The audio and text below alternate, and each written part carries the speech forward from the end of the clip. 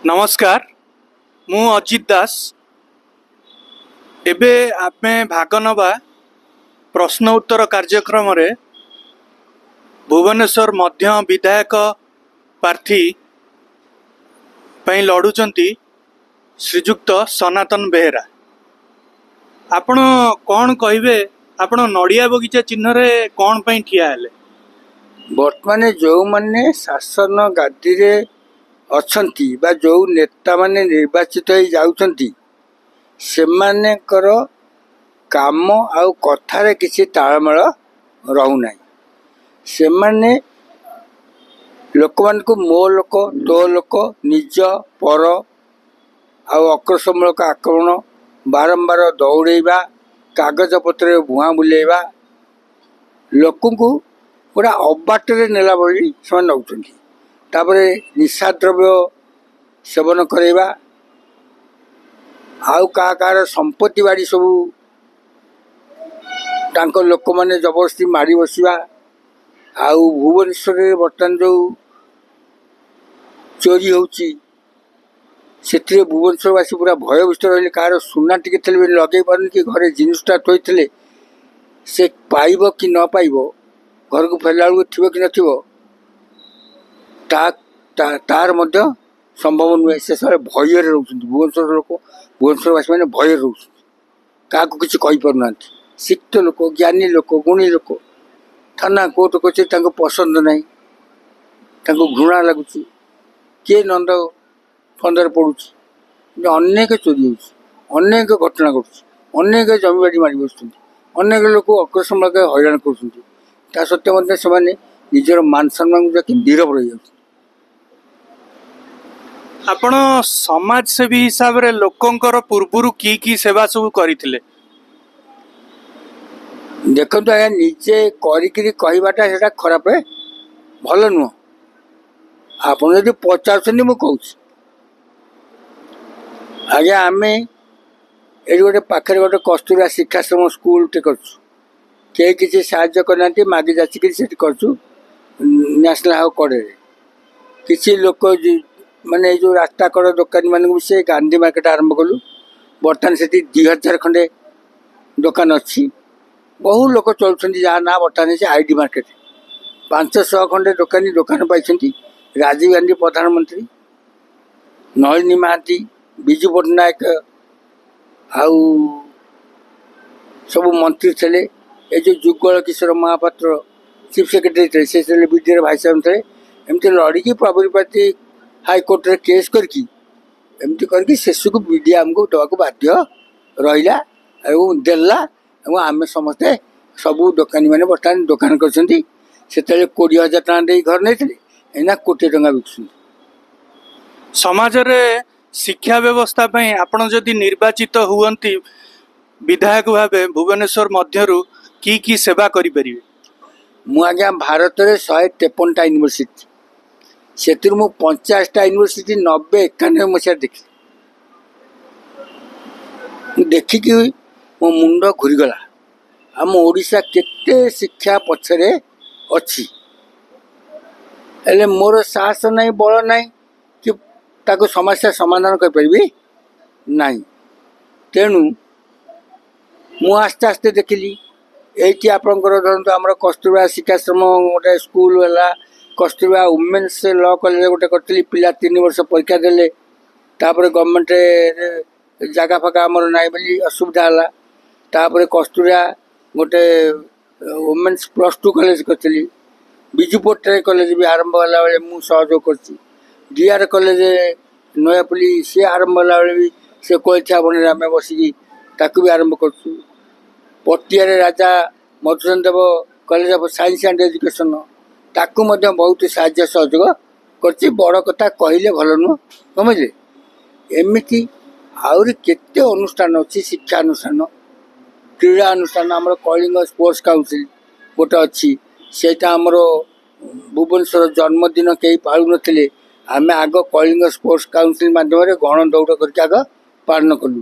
तापर वर्तमान सरकार पालन करमती सब ये पिला माने निशा द्रव्य खाइबा कि अबाटर जा ଏ ଖେଳ କସରତ ମାଧ୍ୟମରେ ତାଙ୍କର ବଳ ସଂଗ୍ରହ କରିବାକୁ ଇଚ୍ଛା ହେବ। ତେଣୁ ସେ ପ୍ରତିଯୋଗିତାମୂଳକ ଆସିବେ। ତେଣୁ ପିଲାମାନେ ସୁସ୍ଥ ସବଳ ରହିବେ ବୋଲି ଆମେ ଗୋଟେ ଖେଳ ଆରମ୍ଭ କଲୁ। ଆମର ଲୋକମାନଙ୍କ ପାଇଁ ପଟିଆରେ ଗୋଟେ ହାଟ କରିଦେଲୁ କଳାରାଙ୍ଗରେ। ସେଠୁ ଆମର ଏଠି ଆଇଟି ମାର୍କେଟ ହେଲା, ଆହୁରି ଡମଣା ହାଟକୁ ସାହାଯ୍ୟ କରିଥିଲି। ଭଟ୍ଟପୁରରେ ମଧ୍ୟ ଯାଇକି ଗୋଟେ ହାଟ କରିଥିଲି, ତାରିଣୀ ମାର୍କେଟ। ଆଗ ମୁଁ କଳିଙ୍ଗ କରିଥିଲି, ସେ ଏବେ ତାରିଣୀ ମାର୍କେଟ କରିଛି। ଏମିତି କେତେ ହାଟ ବଜାର, କେତେ ଅନୁଷ୍ଠାନ ମୋଠୁ ବାଇଲ ନେଇଛନ୍ତି, ରେଜିଷ୍ଟ୍ରେସନ କରିଦେଇଛି, ତାଙ୍କୁ ପରାମର୍ଶ ଦେଇଛି, ତାଙ୍କ ମିଟିଂକୁ ମୋତେ ନେଇଛନ୍ତି, ପୁଣି ଛାଡ଼ିଛନ୍ତି। ତାଙ୍କୁ ସବୁ ହାଟ ବଜାର କରିଦେଇଛି। ଶିକ୍ଷାନୁଷ୍ଠାନ ଏମିତି କେତେ ଅଛି। ଆଉ ଦୁର୍ଗା ପୂଜା ଆମର ନୂଆପଲ୍ଲୀରେ ଗୋଟେ ହେଲା, ଜୟଦେବରେ ହେଲା, କଳାରାଙ୍ଗରେ ହେଲା, ସମ ହସ୍ପିଟାଲ ହେଲା, ଆଉ ସାଲିଆ ସାହିରେ ଗୋଟେ ହେଇଛି। ସବୁ ପରାମର୍ଶ ନେଇଛନ୍ତି। ଏମିତିକି ଖୋର୍ଦ୍ଧା, କଟକ, କେତେ ପାରାଦ୍ୱୀପରୁ ବି ଲୋକ ଆସି ପରାମର୍ଶ ନେଇଛନ୍ତି। ସେ ତାଙ୍କର କରୁଛନ୍ତି।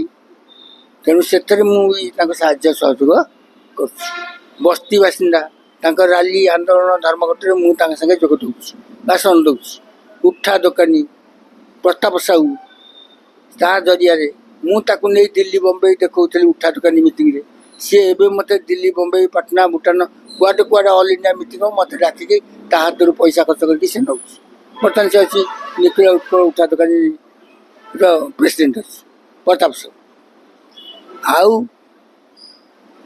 ଆମର OBC ପଛୁଆ ବର୍ଗ ଆନ୍ଦୋଳନ ତାକୁ ବି ମୁଁ କରୁଛି କୋଟା ପାଇଁ।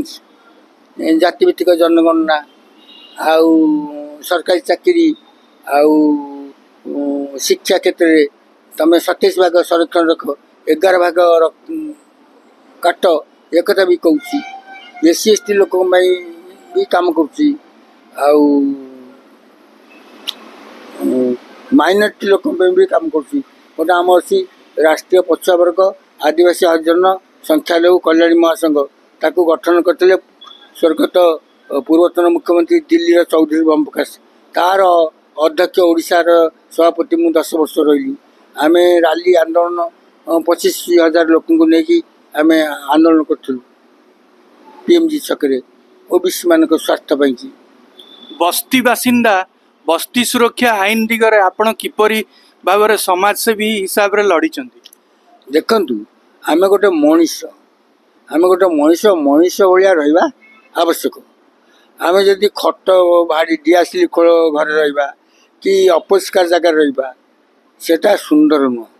ନା, ମଣିଷ ଗୁଡ଼ାକ ଯେଉଁ ଅପରିଷ୍କାର ଜାଗାରେ ସବୁ ଅଛନ୍ତି, ମୋତେ ଆଜ୍ଞା ଦେଖିଲେ ଭାରି ଦୁଃଖ ଲାଗୁଛି। ସେମାନେ ସେ ଗନ୍ଧରେ ରହିକି ନିଶା ଖାଇଦେଇକି ରାତିରେ ଶୋଇପଡ଼ୁଛନ୍ତି। ଯେତେ ସବୁ ଅପରିଷ୍କାର ଜାଗାରେ ରହୁଛନ୍ତି, ସବୁ 50-60 ବର୍ଷରେ ମରିଯାଉଛନ୍ତି। ସେମାନେ 100 ବର୍ଷ 80 ବର୍ଷ ବଞ୍ଚିପାରୁ ନାହାନ୍ତି। ତାଙ୍କ ଆୟୁଷ ଥାଉ ଥାଉ ତାଙ୍କୁ ମାରି ଦିଆଯାଉଛି। ତାଙ୍କୁ ସବୁ ଅପରିଷ୍କାର ଜାଗାରେ, ଅସ୍ୱାସ୍ଥ୍ୟକର ଜାଗାରେ ରଖାଯାଉଛି। ତମେ କେବଳ ମଦ ପାଣି ପିଇ ବଞ୍ଚ, ଆମକୁ କେବଳ ଭୋଟ ବେଳେ ଆମ ଚିହ୍ନରେ ଭୋଟଟା ଦେଉଥାଏ। ତାଙ୍କର ପ୍ରକୃତିରେ ଆଜ୍ଞା ଆନ୍ତରିକ ନାହିଁ, ଇଚ୍ଛା ନାହିଁ ଯେ ଜଣେ ମଣିଷକୁ ଗୋଟେ ସୁସ୍ଥ ପରିବେଶ ଭିତରେ ରଖିବା। ତା ପିଲା ଛୁଆ ପାଠ ପଢ଼ିପାରିବ, ସେ ସୁସ୍ଥରେ ରହିବ, ତା ଦେହରେ ସୁସ୍ଥ ପବନ ବାଜିବ, ନିରୋଗୀ ରହିବ, 100 ବର୍ଷ ବଞ୍ଚିବ। ଏ କଥା ଯେଉଁମାନେ ଶାସନରେ ରହିଲେ ତାଙ୍କର ସେ ଚିନ୍ତାଧାରା ନାହିଁ।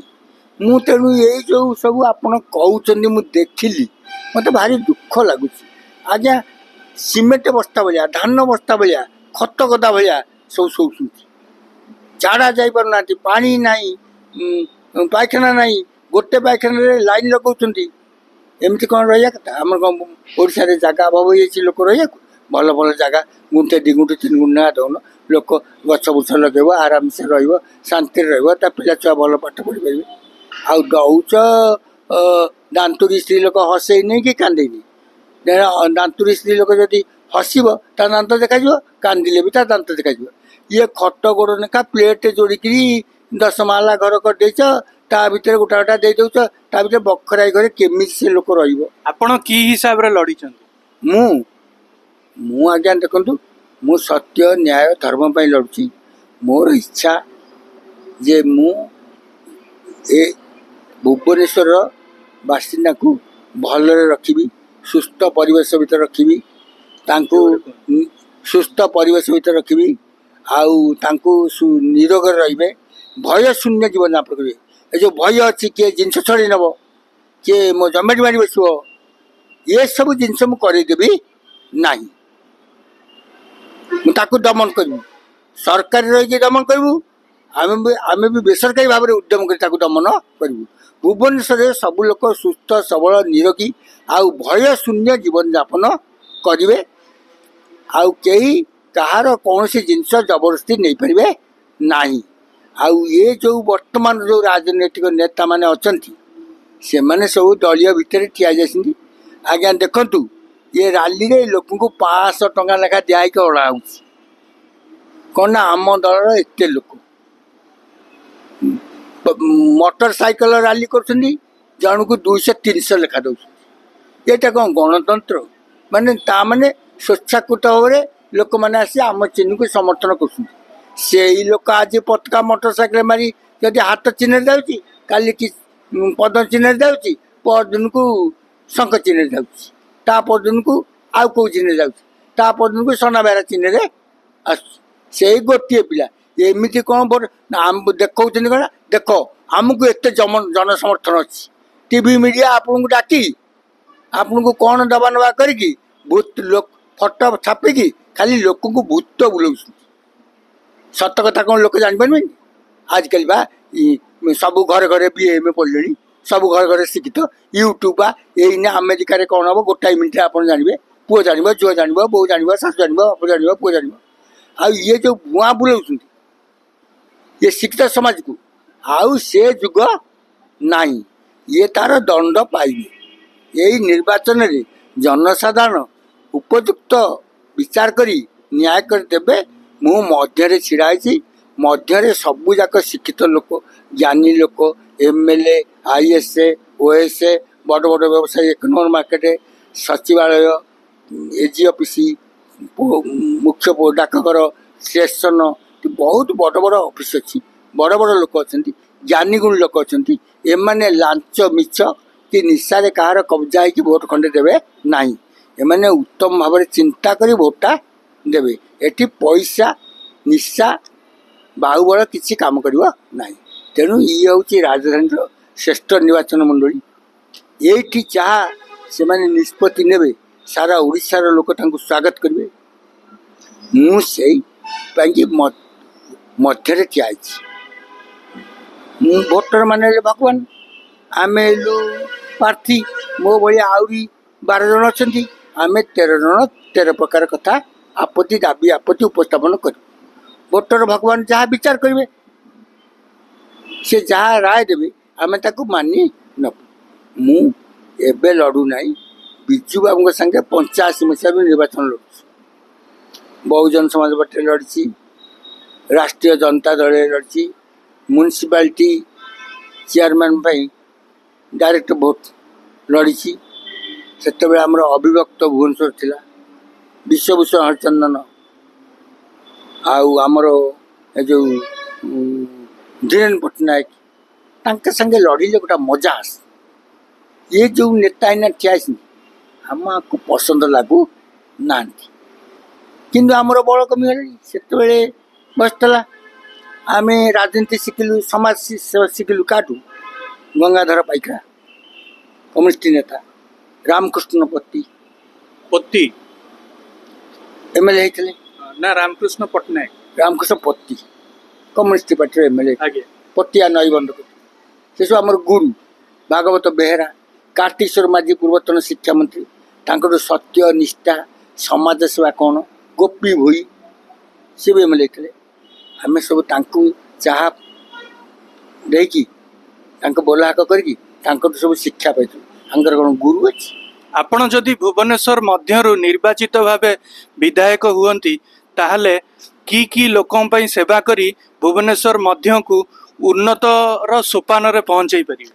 ଇଏ ବଡ଼ କଥା ଛୋଟ ମୁହଁରେ କହିବା ଉଚିତ ନୁହଁ, କିନ୍ତୁ ମୁଁ ଏଭଳି ଭାବରେ ସେବା କରିବି ଇଏ ଭୁବନେଶ୍ୱର ମଧ୍ୟ ନିର୍ବାଚନ ମଣ୍ଡଳୀ ବା ଭୁବନେଶ୍ୱରବାସୀ ମୋତେ ସାରା ଜୀବନ ପାଇଁ ମନେ ରଖିବେ। ମୁଁ ତାଙ୍କ ମନ ଲାଖି ସେବା କରିବି। ମୁଖ୍ୟ ମୁଁ ତାଙ୍କୁ ସୁସ୍ଥ ସବଳ ରଖିବି। ତାଙ୍କ ପିଲାଛୁଆ ଭଲ ପାଠ ପଢ଼ିବେ, ଭଲ ପିଲା ହେବେ ତାକୁ ଦେଖିବି। ନିର୍ଭୟରେ ଜୀବନଯାପନ କରିବି ତାକୁ ଦେଖିବି। मुझे लांच मिछ दुर्नीति मो लोक तो लोक छंद कपट हिंसा बाद अहंकार एगुड़ाक सब मु करदेवी ना करी नाही कि करी नाही आ मु कहूची जा करी सेया मो कथा जा काम सेया आउ तांको भली मु छंद कपट प्रवंचनापूर्ण राजनीति कुत्सित राजनीति मु करि ना। धन्यवाद। मु आपणकर एतिकी प्रश्न उत्तर कार्यक्रम रे भाग नहीं तथापि आमको बहुत समय देले सेति मु आपणक पाखरे चिर आभारी।